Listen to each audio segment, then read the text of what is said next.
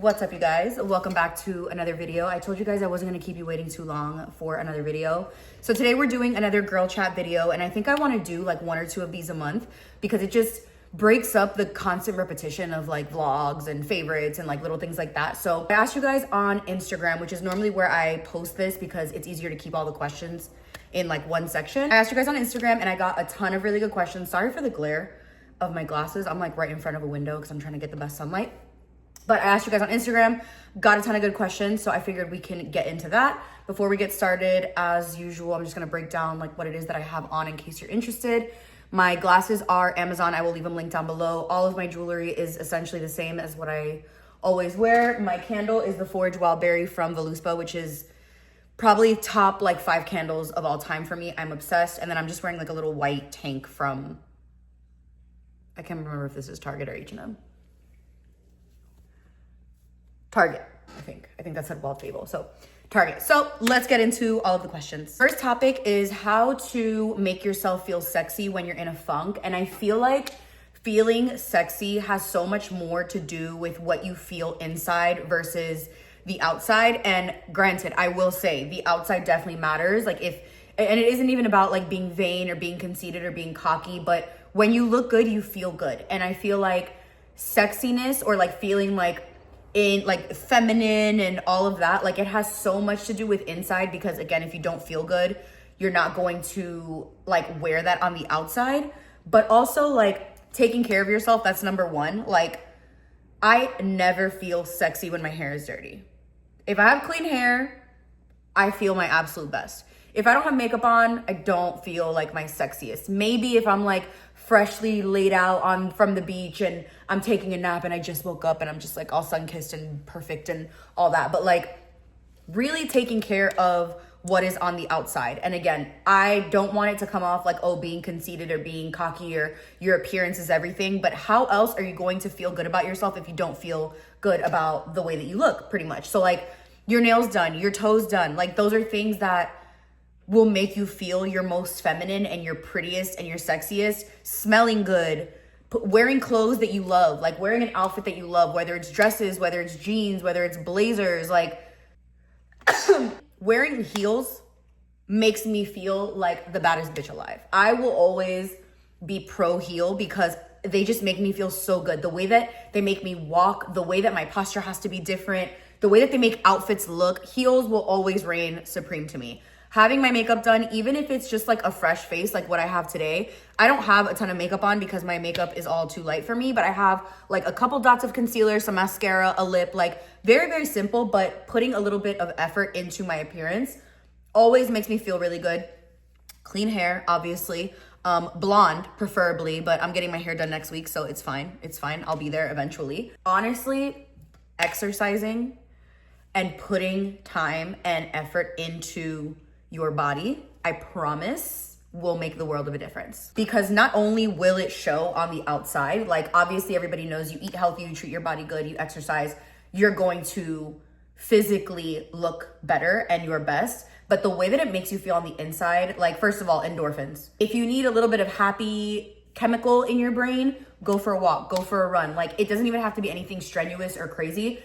Just move your body, and moving your body will literally make you feel on the inside so much better, and it releases endorphins. So it's like it brings you happiness. Like you literally will never come home from exercising or going for a walk or something super simple and not feel good. Like you will always feel good. So really, really, really taking care of yourself, smelling good, taking care of your hygiene. Make sure your freaking toes are done, and if they're not done, make sure they're clean. Like little things like that of taking care of your physical appearance along with fueling your insides will all come together to make you just feel sexier about yourself. The next topic is the best way to combat that time of the month. And I'm in my luteal phase right now, which is essentially the worst phase. If you are a woman and you've never looked up the different phases of our cycles, there is so much to be understood and to learn about our cycles that they don't teach us. They never taught us in school. My mom never taught me this. Like these are things that like, if you don't know about the female body, you just wouldn't know. But I feel like it's being talked about so much more. And that's how I've learned about it. Like people talking about it on TikTok. I'm like, what the hell is a luteal phase?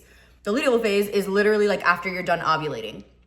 So once you finish ovulating, The day after you're done ovulating, you start into your luteal phase. And that's when you find yourself hungrier. It's when you're more tired. It's when your energy is lower. It's when you're grumpy. It's when you're sad for no reason. It's when you're just like low energy, no good mood, all of that. That is all your luteal phase. I'm currently in my luteal phase right now. And shockingly enough, it doesn't feel like a really bad luteal phase. I've had some luteal phases that I'm like, God, give me my period because I am ready to like it's just so bad.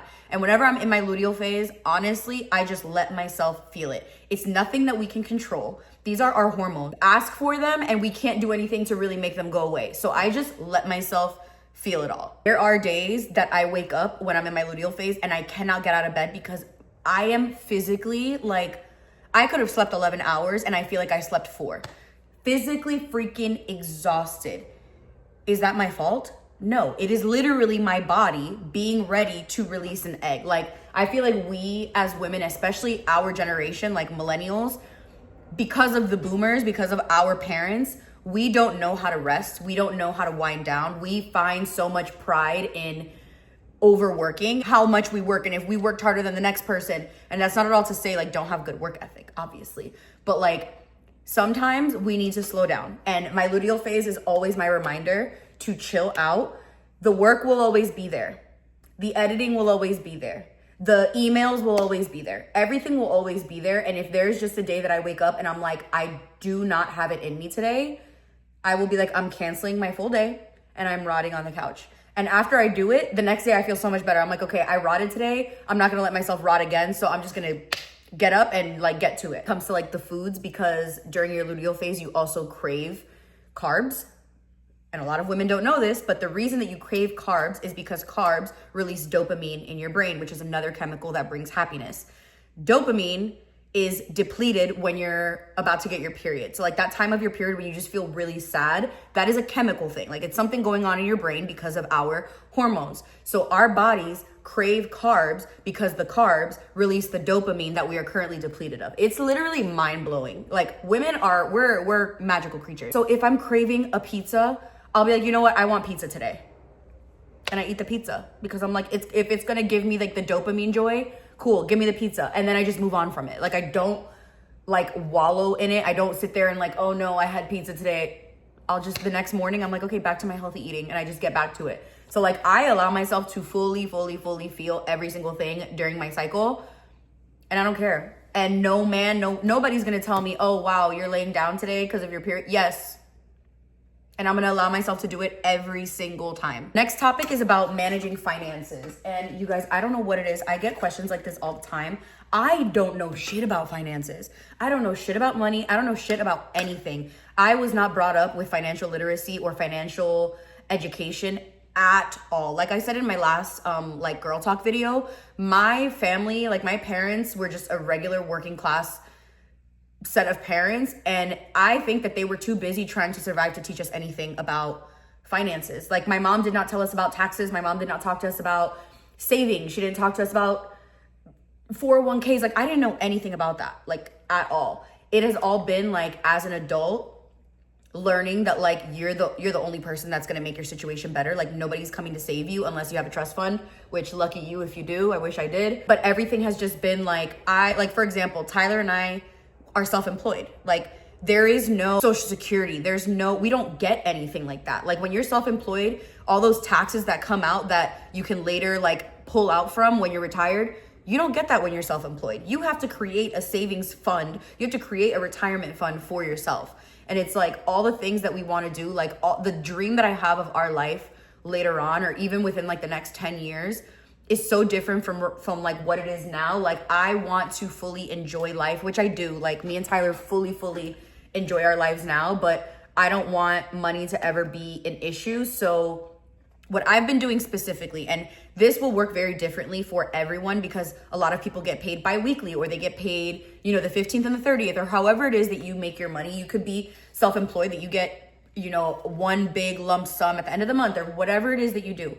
Every single time I get paid from something, it could be a brand deal, it could be my like to know it payout, it could be my Amazon storefront, it could be my YouTube. I always divide it into threes. So let's just say, I'm just gonna throw a number out. I get paid $300 from Like to Know It. I will take $100 and put it in my savings. I will take $100 and put it in my joint account with Tyler. Tyler and I have a joint account. And then I will take $100 and put it into my personal account. My joint account is what we use. We'll go shopping. We'll go, sometimes we'll do groceries with it. If we want to go out to eat, if we want to book a vacation, that's what our joint account is for. And then my personal account is just like, I want to go buy myself new candles. Like, that's it. Because if I don't structure myself like that, I will spend every dollar that I have. So it's just like, it has nothing to do with like motivation. It's just, girl, like if you don't put money aside, you're not going to have money later. Like, and I've always said, every time I transfer money to my savings, which is never fun, like it's not like fun to transfer money to your savings. It's fun seeing the money grow, like when you have like commas in your savings account, but it's not fun. Like, you'd much rather be like, no, I'm going to book a vacation with this money, which sometimes I think like that too. Every time I think about it, I'm like, I'm buying stuff for my future self. This is a coffee for my future self. Let's just say I only make $100 from a payout from, I don't know, Amazon or something like that. I will still split that into threes.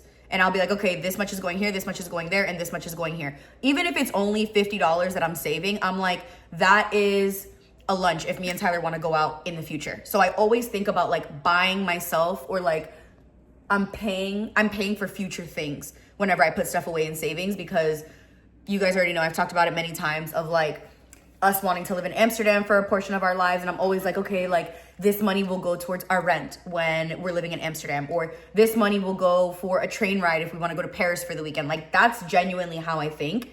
And I try not to think about it as like, ugh, I have to put money in my savings because I have to put it away. I'm thinking about the fact that I'm going to use that money later. Like, that money is going to be used. I'm just taking it from me now and saving it for me later. I genuinely, compared to, like, I see the way that people shop online, and I will never, ever talk down on people buying things, people shopping, people spending their money on what they want to, whether that's clothes, perfumes, cars. You do with your money what you want to do with your money. I don't work for your money. You don't owe me money. If you owe somebody money, then they have the room to be like, wow, you're spending a lot of money because you owe me money.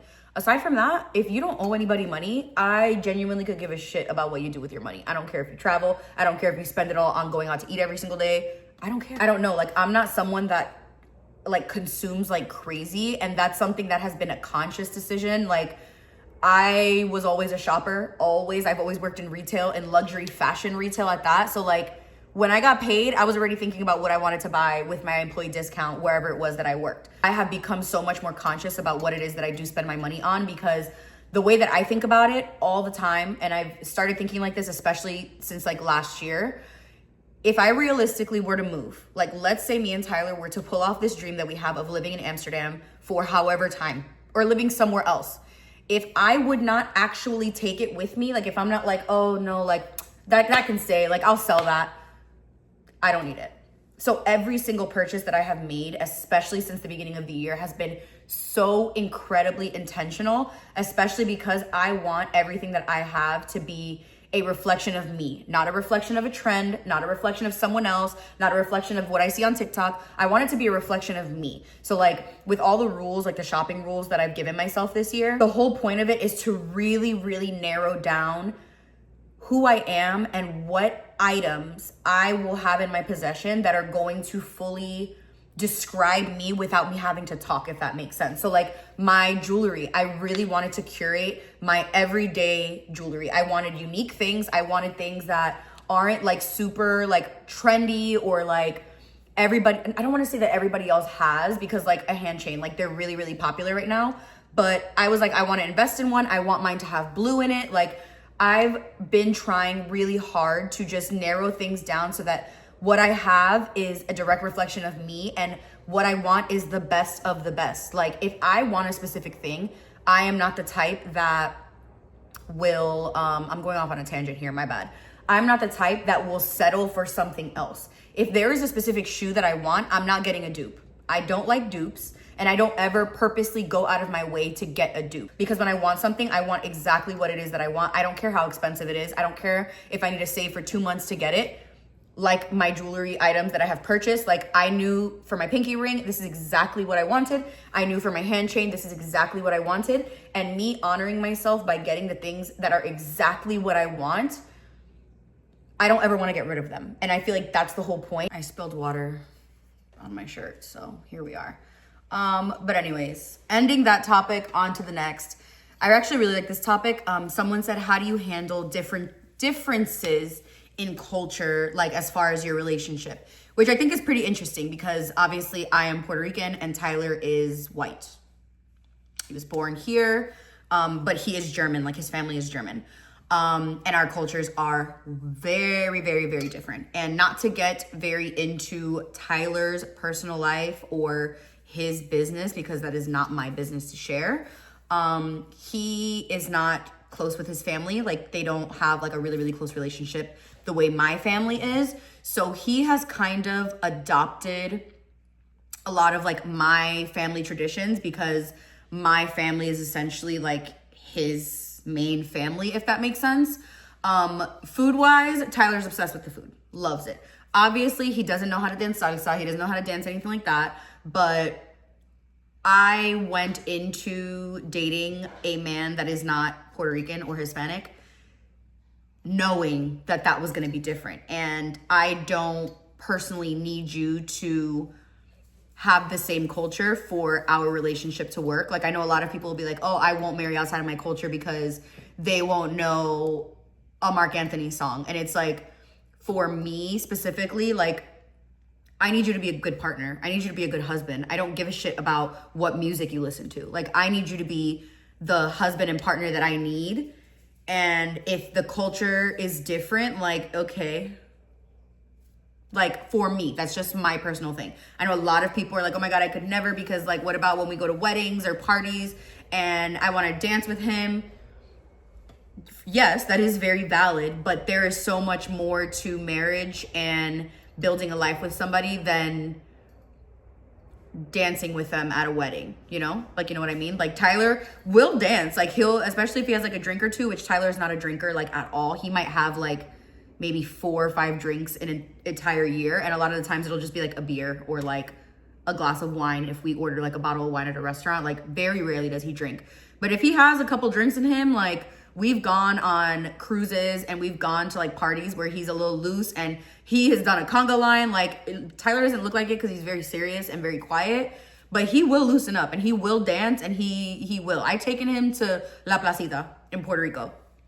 So like he's with it, but like that to me is not the defining moment of my marriage or my relationship. Like I need you to be a good partner to me. I need you to be respectful. I need you to be hardworking. I need you to be all of these things that have nothing to do with us sharing the same culture, if that makes sense. I really like this question. So someone said that they just got out of a long-term relationship and they're supposed to be enjoying their single phase, but met someone amazing and doesn't know what to do.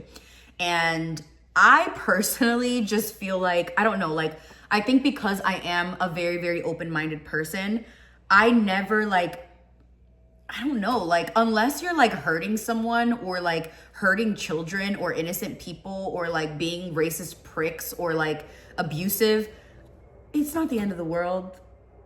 Like, okay, things don't go to plan sometimes. You thought you were going to be in your single season and you met someone. Okay, like get to know them. Like it doesn't mean that they're going to be your forever person. Maybe they're just someone that's going to teach you something, or maybe they're just someone to have fun with, or maybe they're just someone that, you know, you needed to meet in order to learn something else. Whatever it is, I don't think it's the end of the world. I think that if you meet someone, get to know them, have fun with them, entertain it, like see where it goes. If it doesn't go anywhere, cool. You're back to your single season or the time of you being by yourself, but don't stop yourself from getting to know a really good person because of the fact that this is supposed to be your single season. Like, okay, like I know many people that have gotten out of very, very serious relationships, very long-term relationships, marriages, and end up meeting some of the best people right afterwards. So I would just say, don't put so much pressure on yourself. Like things don't go according to plan sometimes. Like, and that's the way life is. Like you don't have to follow an exact like step-by-step guide. Like life will throw you curveballs, and I think just go with the curveball. Like, and if anybody's making you feel bad about it, it's your life. Like it's literally your life. If You want to get to know this person because you're like, oh my God, he's amazing, or they're amazing. And I don't know, like, would I be stupid to pass it up? Get to know them, see how it goes. It could be your next person. Could not be, but it could be. Now, the question of travel. I used to get this question, especially when Tyler and I were traveling a lot. We've slowed down a lot because there was a point that like we were outside. Like we were coming back from one trip and getting on another one like 2 weeks later. I don't want to be annoying. I don't want to be annoying, but I am very, very type B. I don't make itineraries. I don't sit there and Google every single thing that there is to do. I don't care that much. If I want to go, let's just say, for example, going to Amsterdam, right? When we went to Amsterdam for the first time, and I'm just using Amsterdam because that's the next trip that I want to go on, like big trip that I want to go on, because we didn't get to go last year. The first time that we went to Amsterdam, me and Tyler were trying to plan the last leg of, no, was the last leg? No, we were going on a longer trip because we were meeting our friends in Germany for Oktoberfest. So I think that trip we went to Germany, London, and Amsterdam. I did not want to go to Amsterdam, guys. First time we ever went. I was like, I don't want to go here.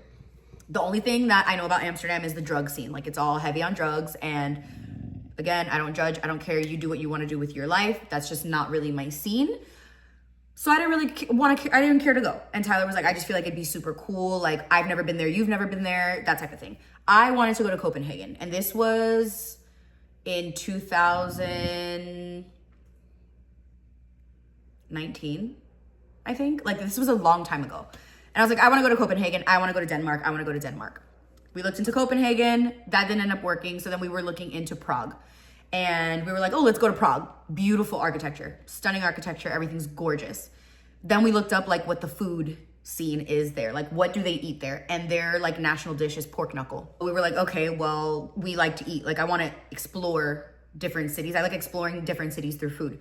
So I was like, fine, I guess we'll do Amsterdam, whatever. The only thing that we planned on that trip was the Anne Frank Museum. That was the only like event or like thing that we planned for that trip. Tyler and I are very much, let's get there. And once we get there, we're just gonna go with the flow. We're gonna walk around. We don't sit there and look up like crazy restaurant reviews. I don't really look up much of like, oh, let me look up like top 10 things to do while you're in this place. I do enjoy, I'm not saying at all that I don't enjoy like different touristy things. I feel like certain places that you go, like you got to see the touristy things. Like if I'm going to certain countries, like there's certain things that I'm like, oh my God, I would love to check this off the list. Or, you know, going to London and seeing like Big Ben, like those are things that like, they're touristy things, but if you're going all the way over there, it's like you want to see those things in person, the Eiffel Tower, things like that. With Amsterdam, every day we woke up and we were just like, let's see what we get into today. And we would just walk. And if something caught our eye, we were like, let's eat there later. And that is the way that Tyler and I travel. Mexico, Puerto Rico, anywhere in Europe. We've gone to London, Mallorca, Barcelona, Amsterdam. I'm trying to think of where else. We've gone to like, you know, the Caribbean places. We've done Cancun. We've done Aruba. Like we've done all those. We've never, ever, ever, ever, ever gone with an itinerary or like an exact plan of what to do. First thing we always look up is the weather. Like when we figure out like a time frame that we want to go to that place. Like, okay, is it going to be snowing? Is it going to be too cold? Is it going to be too hot? Is it going to be rainy? Look that up. Check the flights. See what the flights are looking like, whatever. Hotel stays, what you're going to be around. I like walkable cities. Tyler and I both. Like we like just get up, go outside, start walking and see what we get into. Make sure that like you have your currency, like if the currency exchange, if there's like a different change of currency, whether you have to get pesos or you have to get euro or whatever it is, that's obviously a priority. Aside from that, we are so like, especially me, Tyler's a little bit more organized. I think that's the military in him, where like he needs to know like, okay, the trains come at this time every single day, 30 minutes apart. I'm just like, okay. But I never, like, I'm not someone that's like, okay, we need to go to this restaurant and then we need to go to this bar and then we need to go to this place. Like, I literally will get there and I'm like, let's see what we're gonna get into today. And we just walk and I'll be like, that place looks good for lunch, let's go there. Or like, if we go to like somewhere to eat and we see somewhere else next door, I'm like, I want to go there tomorrow. Like it's very, very, very go with the flow. And I know not everybody's like that, especially if they're planning like a big trip or a very far trip. You obviously want to have things that you like see. But if that's the case, if you are going somewhere that you're like, okay, I'm going to see all of these things for the first time, prioritize your time and prioritize your trip around those few things that it is that you want to see. I probably am not the best person to ask about stuff like this, because if there's one thing about me is I'm not planning nothing. I get to where I gotta go and then I'm like, now what? And then I just figure it out from there, which probably isn't very helpful. Next topic. I love this topic and I'm really passionate about it. And it is how to balance being healthy with also enjoying like the foods that you want to enjoy and the drinks and all that stuff. And this is something that I have been kind of trying to navigate since like late last year. No, since like early last year. Which if I know most of you guys know that watch my vlogs and stuff, but last year in the very beginning of the year, my sister and I got into a car accident that left her and I and everybody else that we had in the car with permanent injury. So I have a permanent back injury. So does my sister. I'm not sure about the other two, but we were in constant doctor's appointments. Like I was in doctor's appointments every single week. I was in physical therapy. I had to see specialists and all that stuff about my back. And one of the things that they did was obviously take my blood pressure, and my blood pressure was really, really high. And they told me, they were like, don't worry, because a lot of the times when either you're in pain or just the stress of being in like a hospital or doctor environment, people's blood pressure will go up because of the nerves, the anxiety, things like that, or because you're in pain. It was just something that I kept in my mind because my father suffers from high blood pressure, and so does my older sister. So after like a couple of times that they had to take my blood pressure and all that stuff, I talked to my physical therapist about it. And I was like, the blood pressure thing has me a little bit like stressed out. And she was like, sometimes it has nothing to do with you. It's just a hereditary thing. Like you just got it from your father or, however that happened. And once I heard that and knew that that is something that literally could affect you for the rest of your life, like diabetes, like high cholesterol, things like that, I really took a mental switch, and it had way more to do with my long-term health than it did my body or like how I looked in a bathing suit. Although that also helps. And they had originally weighed me like the day after the car accident. They told us we needed to go to the emergency room. They weighed me there, and I was like, what? I had gained, I don't even remember how much, a decent amount of weight. Like I had gained weight, and I carry my weight very evenly all throughout my body. So it's never something that like is super, super noticeable. Like I notice it and I know it could be noticeable, but it's not like I just like get really, really big anywhere. It kind of just goes everywhere. Like it'll go a little bit to my face, a little bit to my arms, a little bit to my stomach, a little bit to my legs. But when they weighed me and they told me, I was like, oh, no. I was like, one, I've gained weight since like my wedding and stuff like that, because I was really, really strict during my wedding. But also like my health is really important. Like I'm not trying to be before the age of 40 on medication for hypertensive. Like I'm not trying to be on that type of medication. I want to make sure that like I'm taking care of my health overall. And all of that to say that made me start making a ton of changes. And I've made the most changes this year specifically because I started eating animal-based. And I've talked about it a lot, and I don't like talking about it too much in like vlogs and stuff because I don't want to bore you guys if that's not something you care to hear about. But animal-based is essentially eating all your proteins. So I eat, all of my proteins. Again, chicken, beef, ground turkey, fish, whatever proteins. And I try to get them always as healthy and as clean as possible. So I'll get organic, grass-fed, and I know that's not possible for a lot of people. It's just a priority to me. Getting my meats high quality, my eggs high quality, so I always get pasture-raised eggs. And my fruits and vegetables, I have limited a lot of vegetables because of the fact, and this is crazy because I love veggies. Starting the animal-based diet, it is a really good way to get your diet so clean that once you eat certain things, you can see if they upset your stomach. So it's almost like an elimination diet. And it's not an elimination diet, but that's kind of like what I saw it as. I wanted to see what was causing my bloating. I wanted to see if certain things like bothered my stomach whenever I ate them, because I've never cut anything out of my diet at all before. And with the animal-based diet, again, you're eating all proteins. So I'm basically, and I still am doing, I would say like 99% animal-based.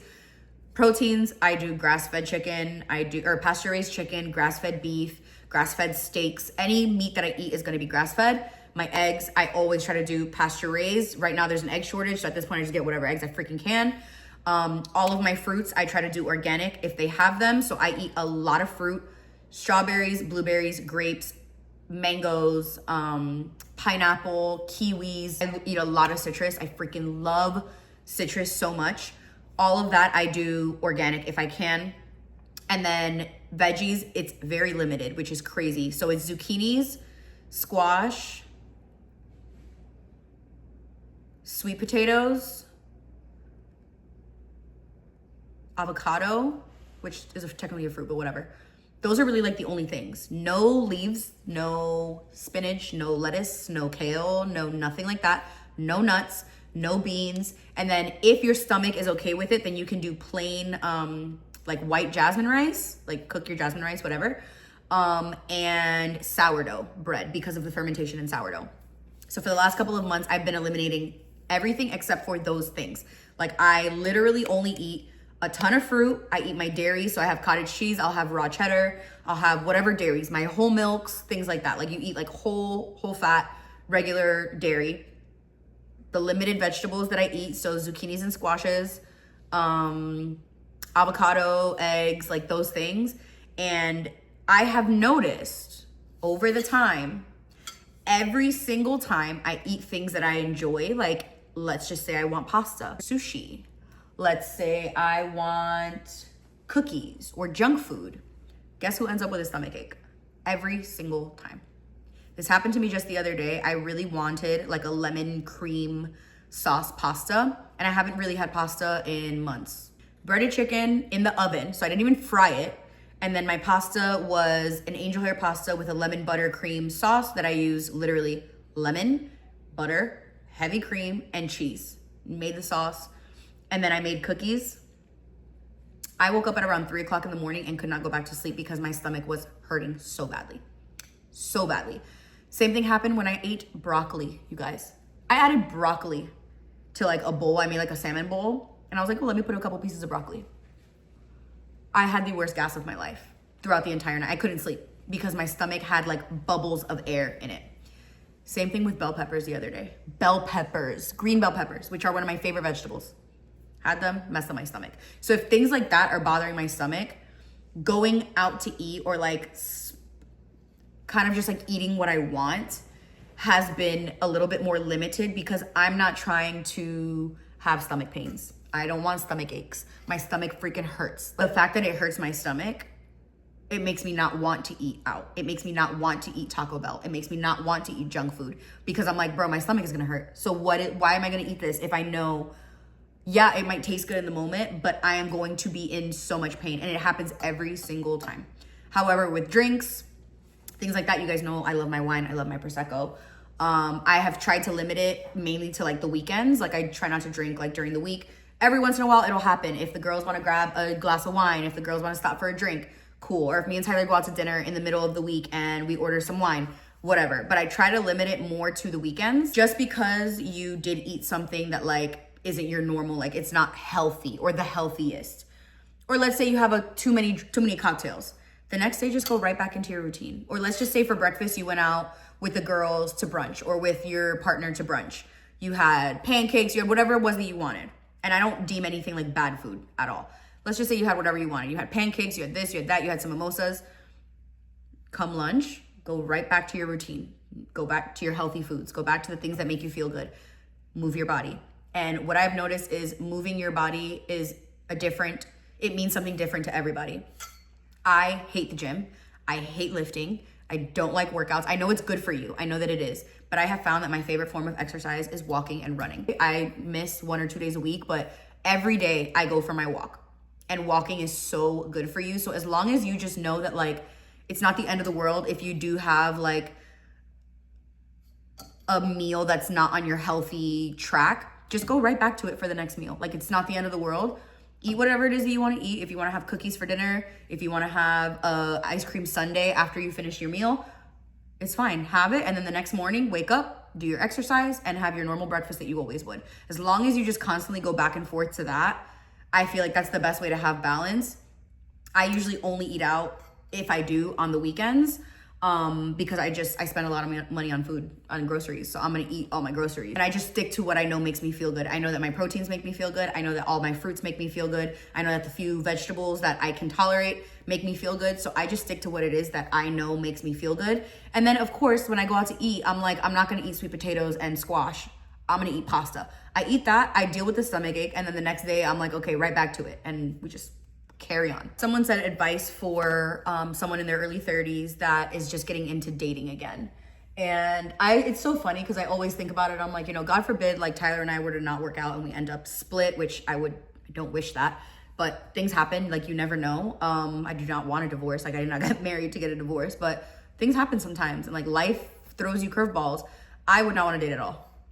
I wouldn't want to date at all. I would be like, I'm gonna have my cool apartment. I'm gonna hang out with my friends. I'm gonna have my pets. I'm gonna throw myself into things that make me happy. And that's it. If I were to date again, that just sounds so exhausting because the dating world just does seem so shitty. And like, if I was going to date again, I would be extremely, extremely picky of who gets my time. And I would make sure that whoever it is that I'm even going on dates with, if I start dating, the second I get an ick or a red flag, cut. Like, you're not getting like a whole bunch of chances. Like, especially at this age, like I'm going to be 35. It needs to be someone, you know who you are, you have your life together, all those different things. Because if not, no. But I wouldn't even want to date. And I'm being so honest. I would be like, you know what?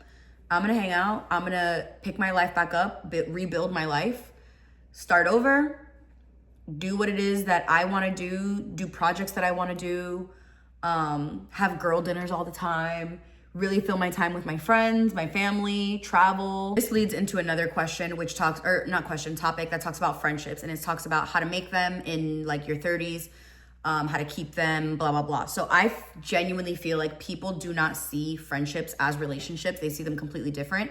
And in my opinion, the work that you put into your friendships is just as important as the work that you put into your romantic relationships, whether you're married, single, dating, boyfriend, girlfriend, whatever. Like, these are still people. Like, you're still trying to maintain relationships with human beings.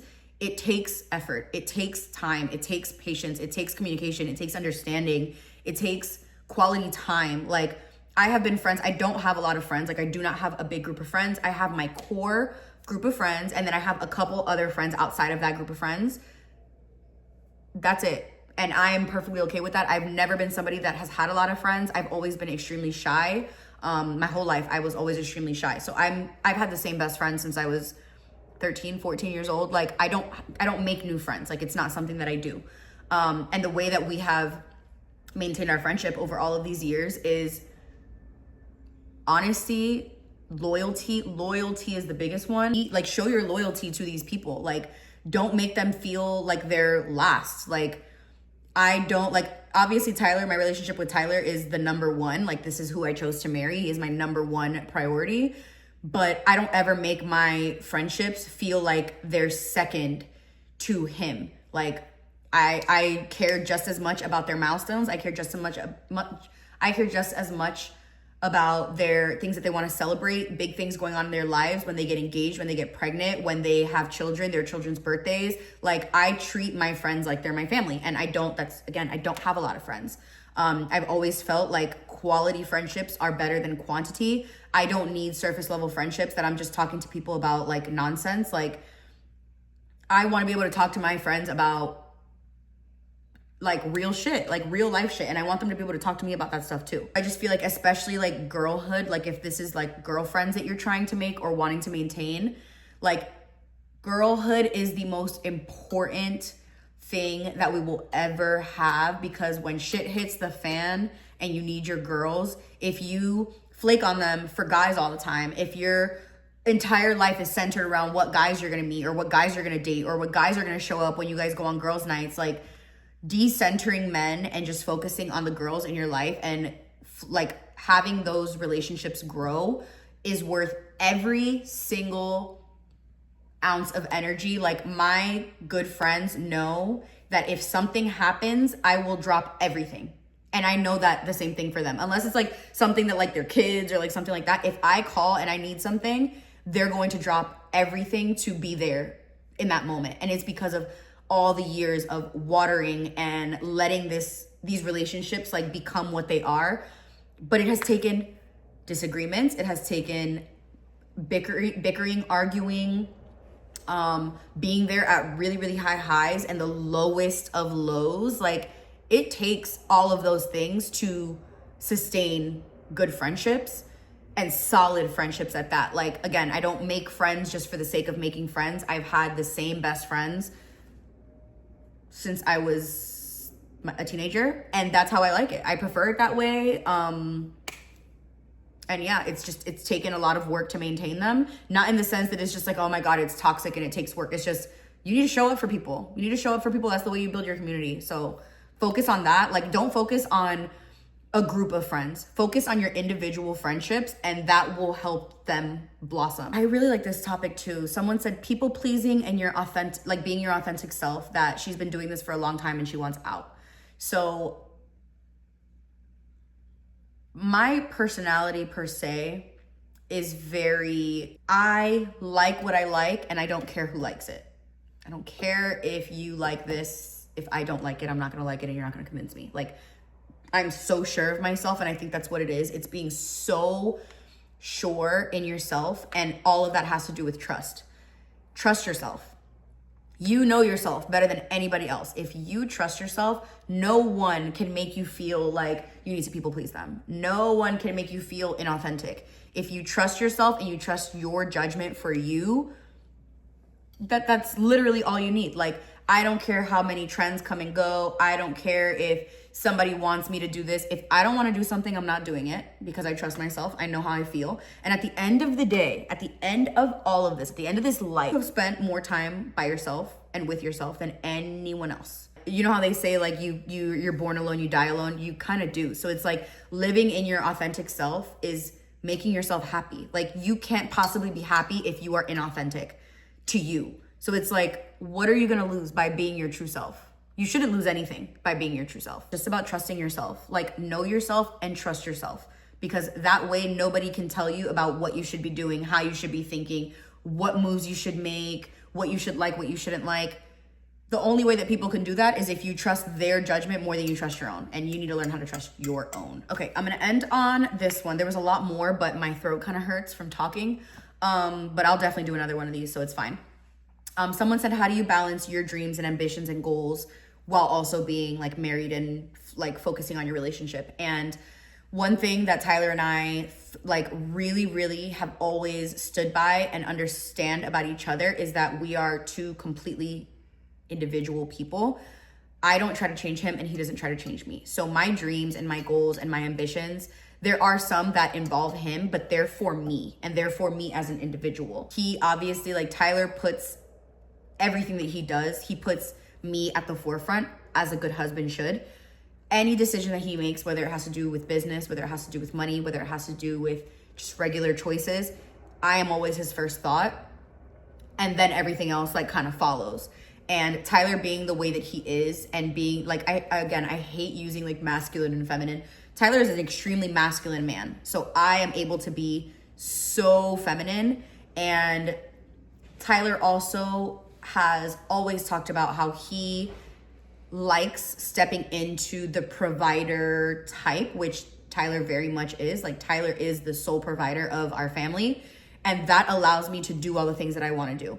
If that were not the case, I would not be sitting here filming YouTube videos. I would not have been able to start my styling business. I would not have been able to do any of those things. So the fact that I trust him to make the decisions that he has to make as the head of our household, essentially, it in turn allows me to be able to do everything that I've ever dreamt of, ever. Like, so I always just try to make sure that I make his life as easy as possible, which is why Tyler doesn't cook.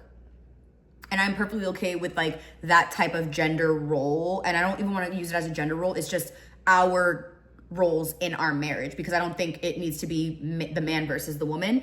It just, he does 100% of what is expected of him because I expect things of him the same way that he expects things of me. So like I make I make pretty much every single meal every single day. That is my job in our marriage. That's one of my jobs in our marriage. Same way that he needs to figure out how all the bills are gonna get paid, if that makes sense. Like, so because of the fact that he takes care of his job 110%, it allows me to take care of what I need to do, but it also allows me to explore all of my goals and dreams. And he's always telling me that one of his favorite things about the fact that he is the provider in our family has allowed me to do the things that I actually enjoy versus go clock into a job. And I say it all the time. I'm like, oh my God, I want to go like just get a regular job so I can just collect a paycheck. And he's like, do the things that make you happy. Like everything will be fine here. You don't need to sit there and go like get yourself a crazy salary and overwork yourself and do all those things. If what you actually want to do is work on all the little business ventures that you have. He's like, we're fine. Work on what you want. So him being like that allows me to fully give myself to all of those different things, if that makes sense. I need a sip of water.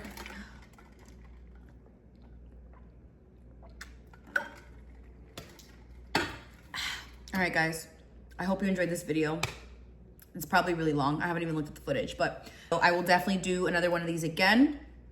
If you're not following me on Instagram, that's usually where I do the little question thing, but I'll definitely film another one of these like in a week or two. And I will see you guys in the next video.